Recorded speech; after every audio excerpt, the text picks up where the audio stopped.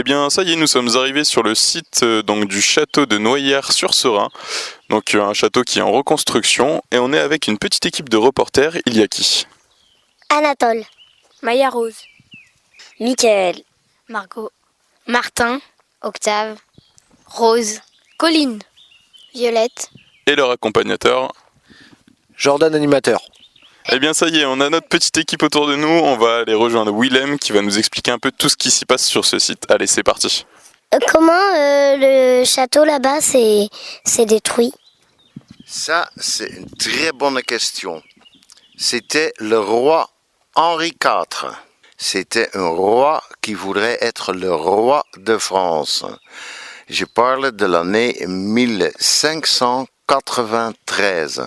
Il a ordonné la destruction de 30 châteaux autour de Paris parce qu'il voudrait être le roi. Et même à 200 kilomètres de Paris, il a fait démolir ce château.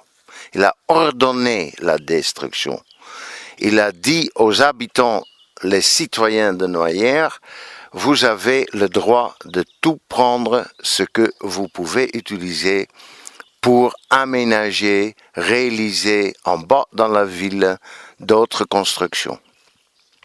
Donc, ce château, qui était le plus grand du royaume de la France, déjà à partir du XIIe, XIIIe siècle, ça a pris 250 ans pour le détruire.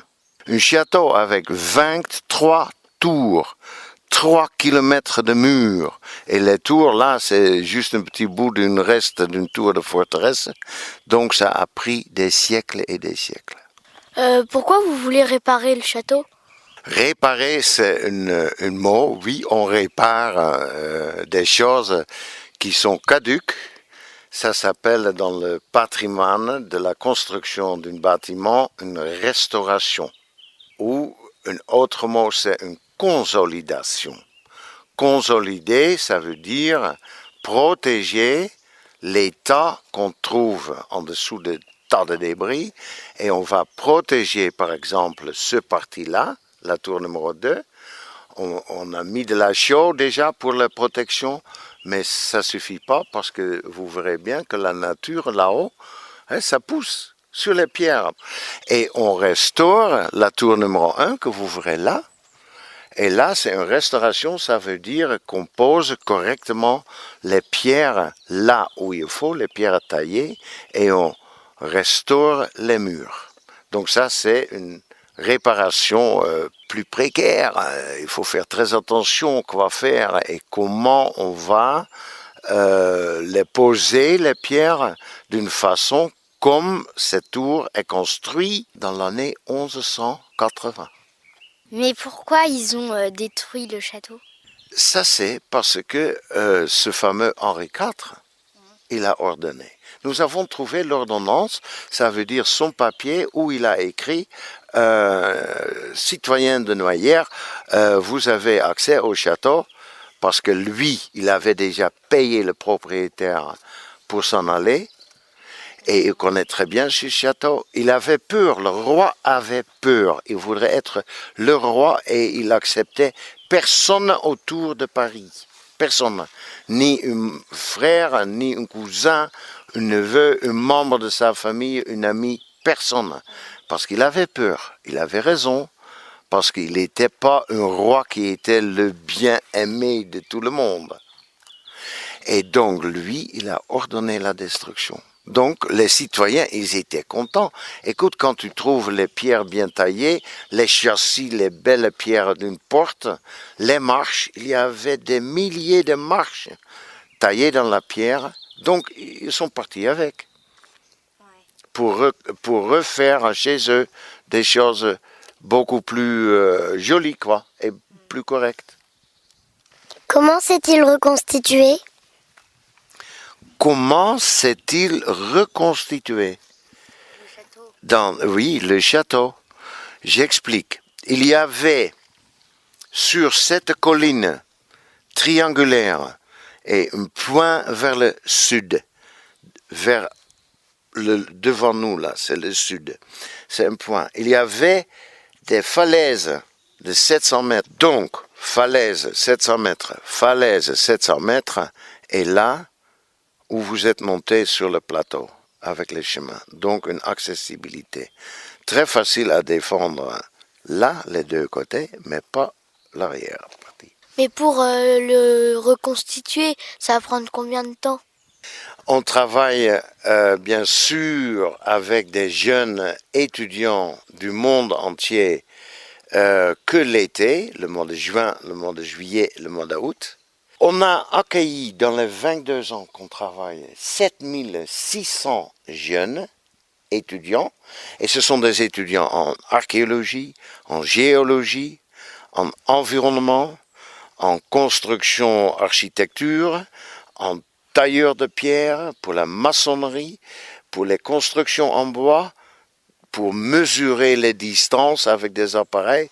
C'est quoi la distance entre les deux tours, c'est quoi la hauteur, ça, il faut tout mesurer d'une façon que nous pouvons le mettre dans le système d'ordinateur et dans l'ordinateur reconstruire. On travaille avec ces jeunes. Nous avons une équipe, une association qui est devenue propriétaire de ces lieux. Donc 14 hectares avec les ruines là-dessus et là-dedans encore cachées, en dessous parfois 8 mètres comme ici de débris. C'est notre objectif pour l'enlever et montrer. Et on travaille, nous, notre équipe, le bureau, le conseil, les week-ends, de la reste de l'année, on travaille là-dessus. Comment on construit un château? Très bonne question. Ici, la construction du château est super facile. Parce que tu vois les blocs. Tu penses que quand tu vois dans la stratigraphie, dans les couches horizontales de cette pierre calcaire, que c'est déjà touché par l'homme. Mais c'est pas vrai. Ce sont les couches horizontales d'origine d'une époque de millions d'années. Il y avait ici un fond de mer. Et ce sont les crustacés pendant des millions d'années qui ont réalisé ces couches calcaires. Et donc tu prends les blocs, tu tapes un peu et tu l'utilises comme une grosse pierre pour construire un château. Et il n'y a pas de sable, il n'y a pas de l'eau, il n'y a pas une zone marécageuse. C'est donc les rochers et tu commences à construire. Et tu commences à construire tes murs. Et à l'intérieur des murs, tu vois les deux parties là, les deux pignons. Ce sont des bouts de pierre qu'on ne peut pas utiliser pour la taille, comme tu vois les pierres taillées en bas. Ça, c'est la pierre taillée. Et on monte un mur en pierre taillée. Également, à l'intérieur, ce sont des pierres taillées. Et entre les deux murs, pierre taillée, on met le blocage. On remplit avec des bouts de débris, des pierres tordues, et du mortier. Mortier, c'est une sorte de colle. C'est pas le ciment. Il y a combien de métiers pour construire un château? Pour commencer, il faut de la pierre. Et puis, donc, on tient sur le tailleur de pierre avec ses assistants, etc. Bon. Puis, il faut quelqu'un qui sait fabriquer la colle. Parce qu'il faut coller les pierres. Et c'est pas la colle que vous utilisez à base de l'eau. Non, c'est pas le ciment. Le ciment, c'est inventé l'année 1847. Ils avaient que de la chaux. Comment préparer de la chaux? Donc, je l'explique. Mais, donc, il fallait quelqu'un responsable pour préparer la chaux. Puis, il fallait quelqu'un qui savait bien travailler le bois. Couper les arbres, réaliser des planches, réaliser des poutres, réaliser des constructions à utiliser pour monter des systèmes d'échafaudage, pour monter un toit, pour poser des plafonds. Donc, toutes les constructions en bois. Là, on a 3 pour l'instant. Puis, il fallait quelqu'un qui savait très bien mesurer et dessiner, pour que tu n'avais pas un château avec des tours tordues dans tous les sens, mais que c'était au moins vertical. Puis, il faut le transporteur qui sait très bien travailler avec les bœufs et les chevaux et la charrure. Puis, il fallait quelqu'un qui fabriquait les tuiles en terre argileuse, avec son équipe. Et ça, je peux continuer, tu as au moins 10 différents artisanats. Je ne parle même pas encore du plombier, parce qu'ils utilisaient le plomb pour les tuyaux, pour capter l'eau de la pluie sur les toits, pour les pour les faire venir dans une citerne, pour avoir un réservoir d'eau maxi grand. Pour l'instant, ça suffit un peu, parce qu'autrement, on est pour cet après-midi pour que je t'explique tout là.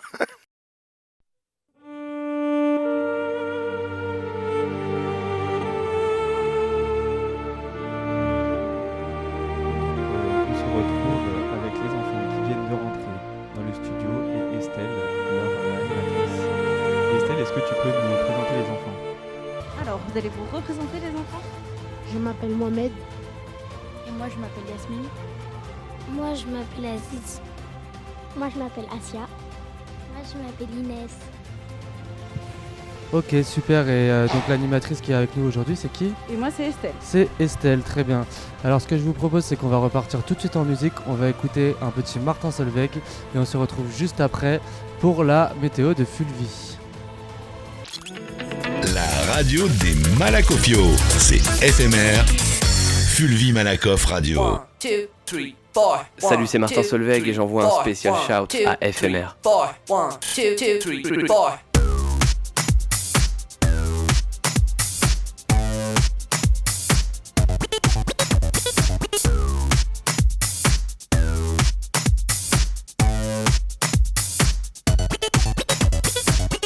It's another world since I saw you, girl. Trying to get you. It's another space since I saw your face. Really something new. One green light, I'm prepared to fight. Ain't it what we do? For another world, this crazy girl who wants to play too. Come on, girl. Come and get me, set yourself free. Come on, play with me. Come on, girl, come and get me. What you came for. Come on, girl. 1, 2, 3, 4.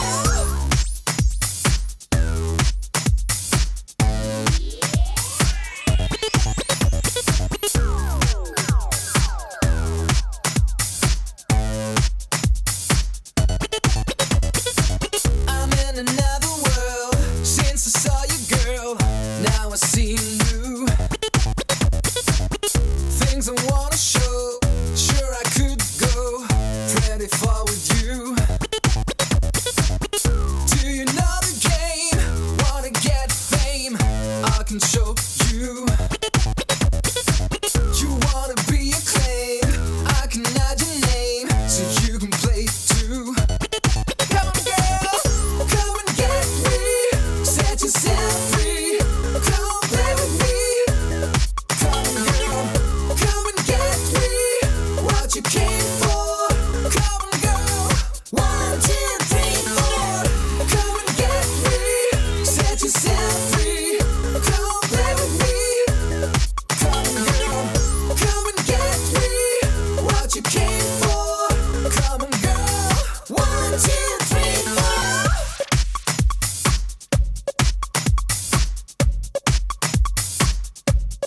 Come on, girl.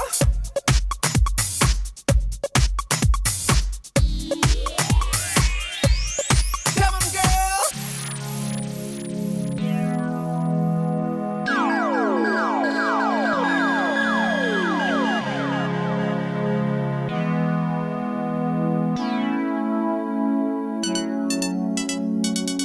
It's another world since I saw you, girl.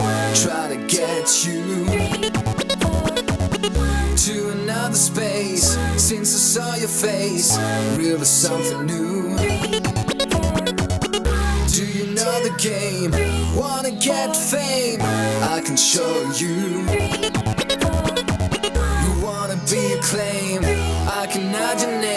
so you can play too. Two,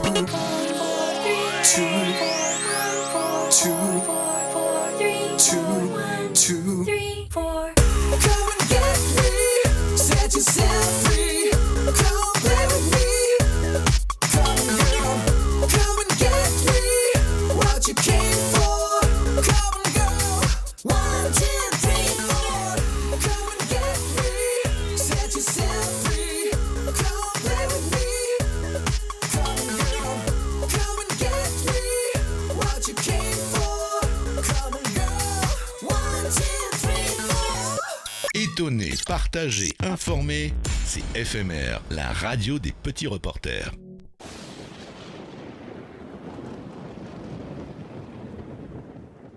La météo de Fulvi qui nous dit qu'il fait beau aujourd'hui. Alors Estelle, quel temps fait-il aujourd'hui? Alors on va demander aux enfants. C'est Mohamed, on se retrouve pour la météo de Fulvi. Il fait exactement 37 degrés aujourd'hui. Alors demain à Fulvi, il fait grand soleil avec 27 degrés. À Los Angeles, il fait très beau, mais un peu moins beau que Fulvi. Et quelques petits conseils pour la chaleur actuellement. Il faut bien boire de l'eau. Et il faut se mettre à l'ombre. D'accord, et on retient et on prend note. Du coup, on va vous faire une petite musique qui sera Shooting Stars. Apprendre, surprendre, comprendre, c'est FMR, la radio du tonnerre.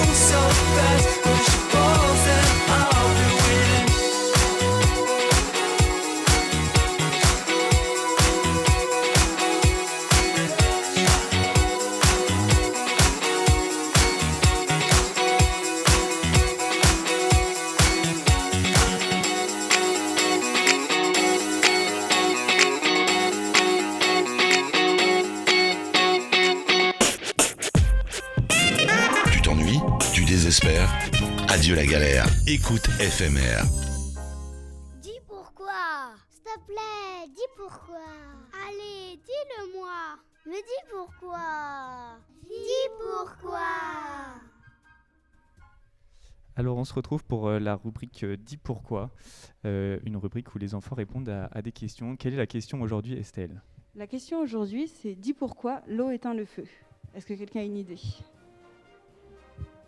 Oui, Mohamed. Oui, en fait, c'est normal que ça éteint l'eau, parce que le feu, l'eau, c'est plus puissant que du feu. Voilà. Car le liquide éteint le feu, parce que le feu, c'est plutôt des flammes, et le liquide, ça éteint. D'accord. Est-ce que quelqu'un a une autre idée? Pas d'idée, Aziz? Non. Quelqu'un d'autre? Allez-y, c'est l'eau. L'eau, ça peut éteindre le feu parce que l'eau, c'est... le feu, c'est chaud et l'eau, c'est froid. On peut prendre de l'eau froide, mais on peut prendre de l'eau chaude, mais il faut mieux prendre de l'eau froide pour jeter sur le feu. Et est-ce que ça fonctionne si on prend de l'eau chaude? Non.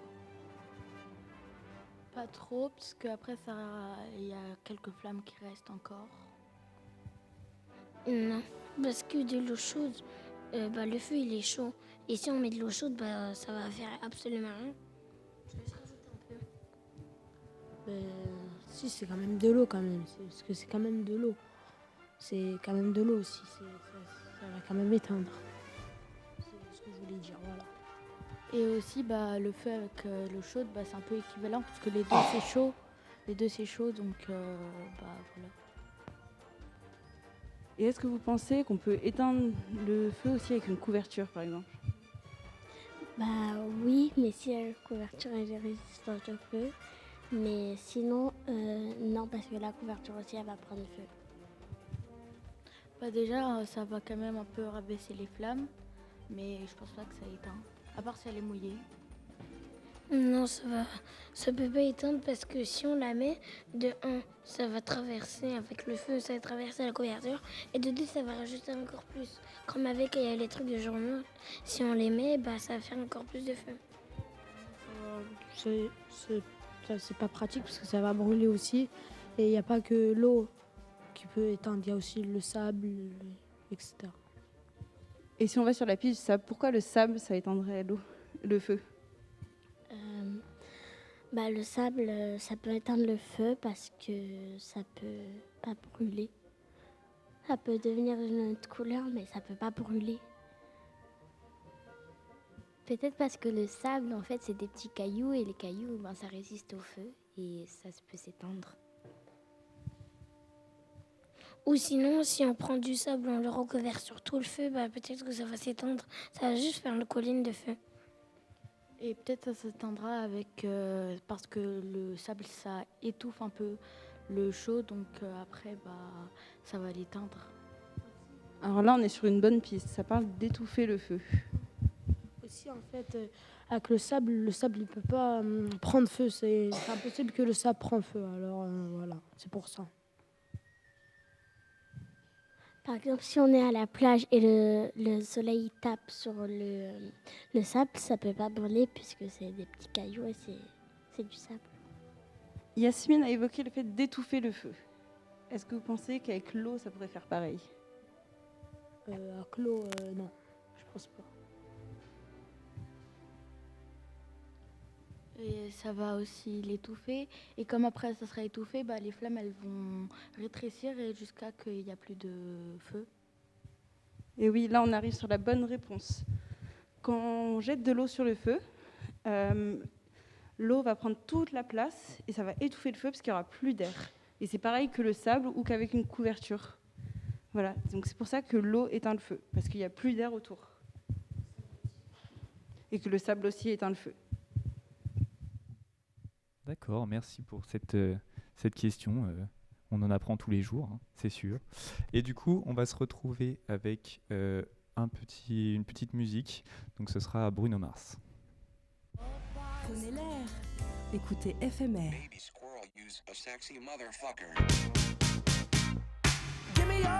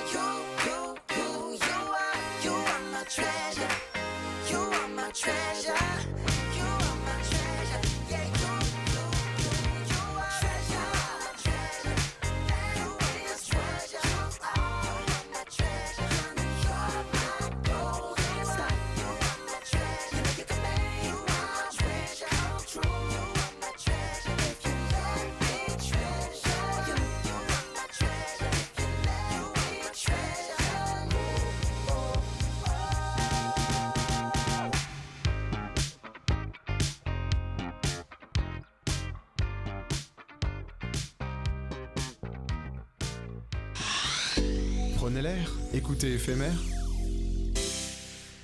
Et on se retrouve pour la nouvelle rubrique de cette année, Des hauts et des bas. Donc une rubrique où les enfants vont échanger et débattre autour d'un sujet. Quel est le sujet aujourd'hui, Estelle ? Le sujet aujourd'hui, c'est aller à la mer ou aller à la piscine. Moi, je préfère aller à la piscine parce que dans la mer, il peut y avoir des trucs qui dérangent ou des trucs qui piquent ou des requins. Alors qu'à la piscine, c'est bien. Il y a pas de risque. On peut juste nager tranquillement avec des toboggans. Et toi, Asia, qu'est-ce que tu en penses ? Je préfère la piscine parce qu'à la plage, il y a beaucoup de monde et il y a du sable. Du coup, quand on se mouille, on sort. Il y a du sable qui reste collé à nos pieds. Si on veut rentrer chez nous, on a du sable dans les pieds. C'est dur. Du coup, la piscine, c'est mieux. Il n'y a pas de sable et c'est bien. Inès ? Moi, je préfère la plage parce que c'est beaucoup plus grand que la piscine. Et toi, Yasmine ? Moi, je préfère la mer parce que dans la mer, on peut presque tout faire, à part qu'il y a des cailloux. Mais sinon, on peut voir des fruits de mer, on peut jouer au sable, on peut faire des châteaux avec les sables. Ou aussi, on peut se baigner et c'est très grand, donc je préfère la mer. Et toi, Mohamed, quel est ton avis ? Je préfère la piscine parce que la piscine, la mer, il y a, à la raison, il y a beaucoup trop de monde et aussi, il y a, quand tu nages aussi, même tu mets la crème solaire, il y a beaucoup trop de soleil. C'est pas par rapport à la piscine parce qu'il y a des piscines où ça couvre le soleil des fois. Voilà ce que je voulais dire. Alors, quel est ton avis ? Moi, la plage, je suis d'accord, c'est très grand. Mais à la piscine, de 1, il y a moins de risques de requins ou de piqûres. Et de 2, il y a même des piscines qui sont grandes. J'aime aussi un petit peu la plage parce qu'on peut bronzer et on peut faire plein de choses. On peut nager et trouver des trucs, trouver des nouvelles sortes d'animaux. Voilà, bronzer. En fait, aussi, la mer, il y a des piscines, c'est des piscines avec des vagues, je sais pas comment le dire, mais des fausses vagues, mais on dirait des vraies vagues. Voilà, c'est ce que je voulais dire. Ah, donc toi, tu allierais un peu de la piscine et un peu de la mer. Moi, la mer, parce qu'avec la mer, on peut faire beaucoup d'activités. On peut faire du bateau, on peut faire du surf. Et en plus, on peut avoir plein de fruits de mer. Donc, je préfère largement la mer. Moi, je préfère plus la piscine parce que aussi... qu'est-ce que je veux dire ? On revient vers toi après. À la piscine, il y a des parcs d'attractions, il y a des toboggans, il y a plein de choses. Et on peut quand même bronzer. Et il y a des toboggans ultra vite. Et même s'il y a plein de gens, c'est quand même bien la piscine. Et même peut-être qu'on va aller loin dans la mer, il y a les barrières qui veulent nous empêcher. Et aussi, aussi, je suis d'accord, la piscine c'est mieux, il y a les plongeoires, il y a le toboggan, et il y a peut-être, dans les piscines, il y a une tyrolienne, peut-être, il y en a. Inès, qu'est-ce que t'en penses, toi ?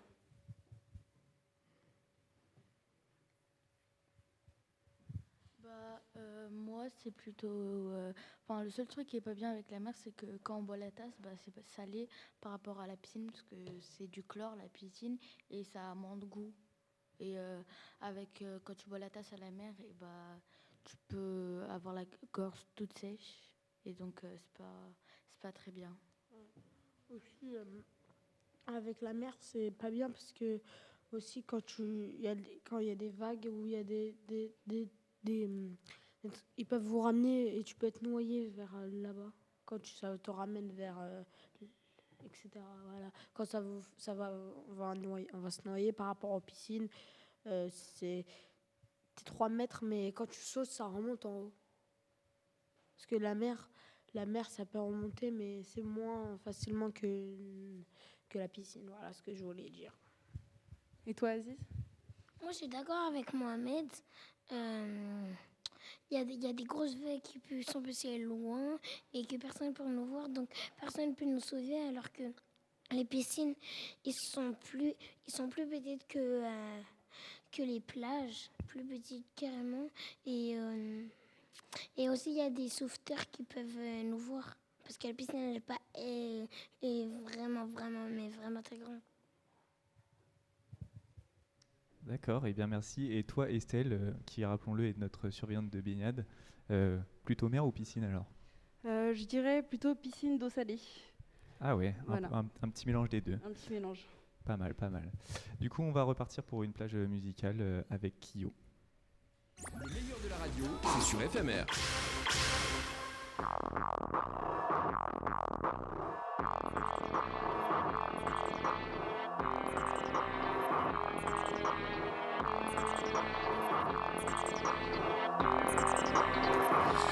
Regarde-toi, assise dans l'ombre, à la lueur de nos mensonges, les mains glacées jusqu'à l'ongle. Regarde-toi à l'autre pôle, fermez les yeux sur ce qui nous ronge. On a changé à la longue. On a parcouru le chemin, on a tenu la distance. Et je te hais de tout mon corps, mais je t'adore. On a parcouru le chemin, on a souffert en silence. Et je te hais de tout mon corps, mais je t'adore encore. Je vis dans une maison de verre, à moitié remplie de ton eau, sans s'arrêter, le niveau monte. Je suis le fantôme qui s'égare, je suis l'étranger à ton cœur. Seulement regarde comme on est seul. On a parcouru le chemin, on a tenu la distance. Et je te hais de tout mon corps, mais je t'adore.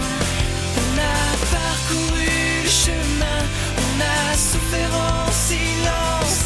Et je te hais de tout mon corps, mais je t'adore encore.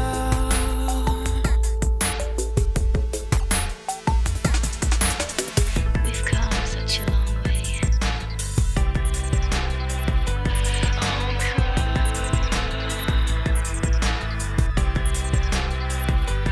On a parcouru le chemin, on a tenu la distance. Et je te hais de tout mon corps, mais je t'adore. On a parcouru le chemin, on a souffert en silence. Et je te hais de tout mon corps, mais je t'adore. On a parcouru le chemin, on a tenu la distance. Et je te hais de tout mon corps, mais je t'adore. On a parcouru le chemin, on a souffert en silence. Et je te hais de tout mon corps, mais je t'adore encore,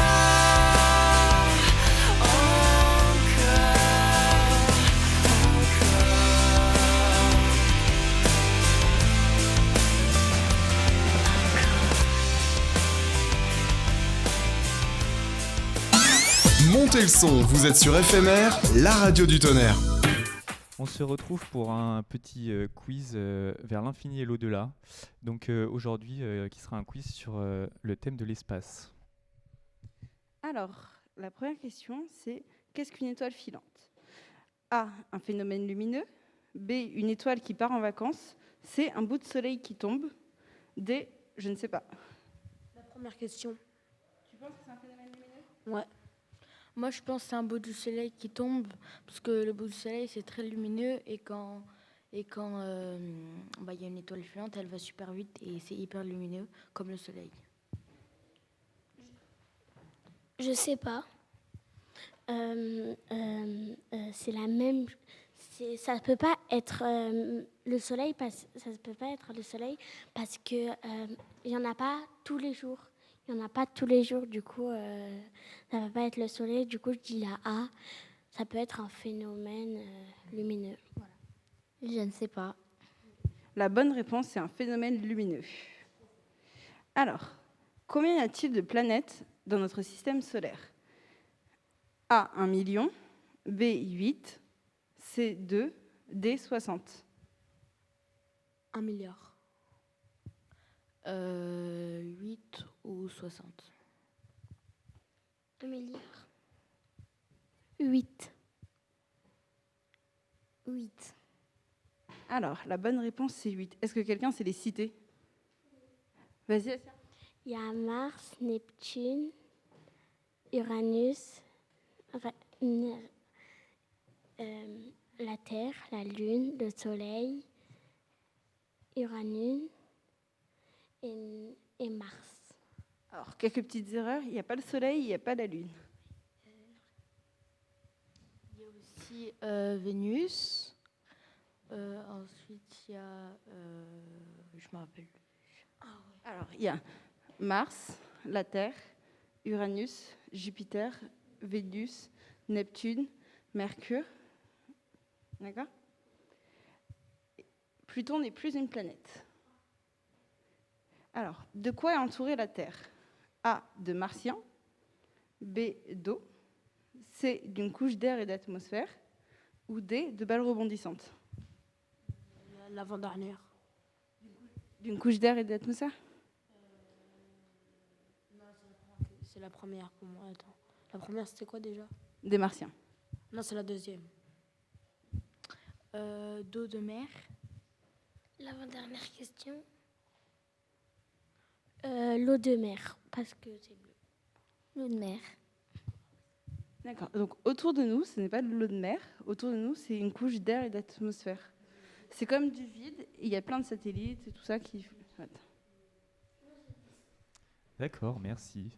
Alors, avant de se dire au revoir, on se retrouve avec une dernière musique qui sera L'air de rien de Margot Avril. Tu t'ennuies? Tu désespères? Adieu la galère, écoute FMR. Éphémère, des hits toute la journée et les meilleurs sons de l'été.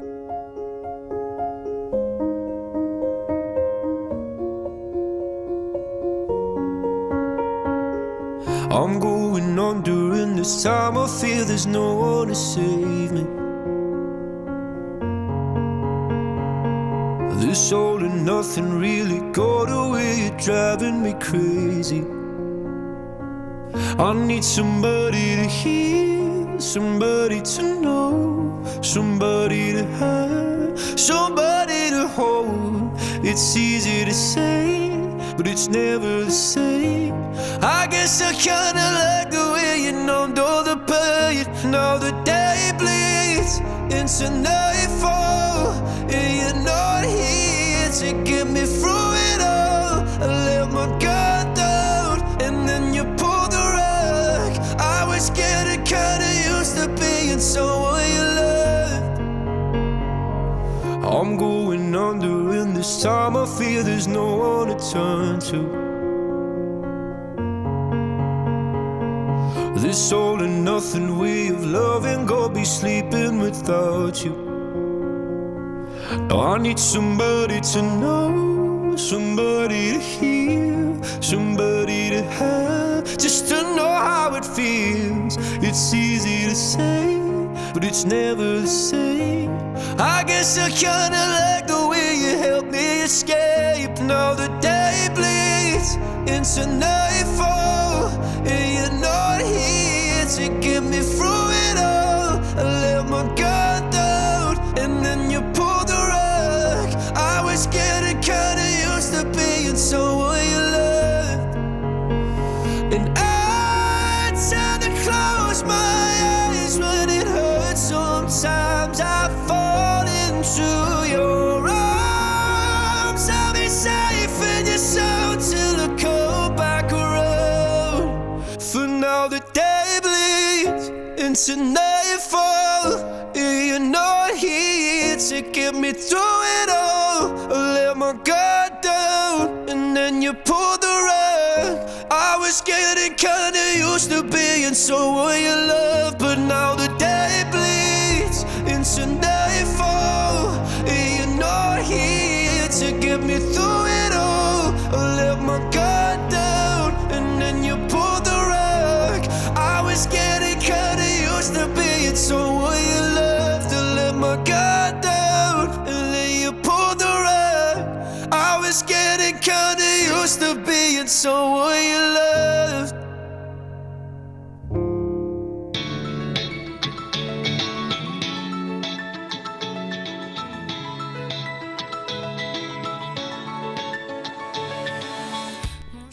T'inquiète, je vais te faire une dédicace. Alors, c'est maintenant le temps des dédicaces. Alors, les enfants, est-ce que vous avez des dédicaces à passer? Ça peut être quelqu'un dans l'école. Dédicace à Elias, à ma famille. Voilà. C'était ce que je voulais faire, les dédicaces. Voilà. Et toi, Yasmine?